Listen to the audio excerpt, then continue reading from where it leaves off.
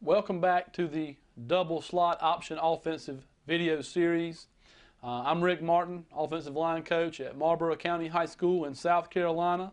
Again, been coaching varsity football in South Carolina about 10 years, offensive coordinator about 7 years, and running this double slot offense for 3 years, where we've been averaging at my previous school, Marion High School, 30 points a game running this offense. And so we're going to spend some time in video number 3, which is the triple option series, and we're going to talk about what is really the bread and butter of our offensive system.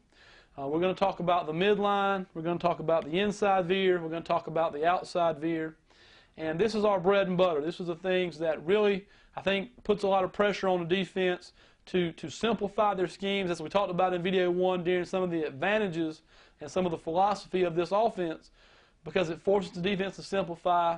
It forces them to account for 3 different people, to spread out, and creates opportunities for you to get holes, to make big plays, to control the game.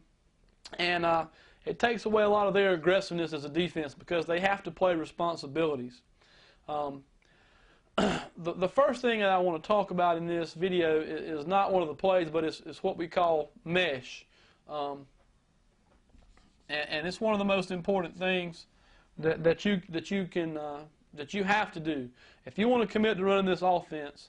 You know, if you're going to do it the way we did it, and you might find some of these other plays that you like, but really I think this offense depends on being good at the midline and depends on being good at the inside veer. You got to be able to run those 2 plays. And so if you're going to run these plays, and then also the outside veer is more of a complementary play for us, again, because we have the small tackles and we don't want to block man on with our tackles very often.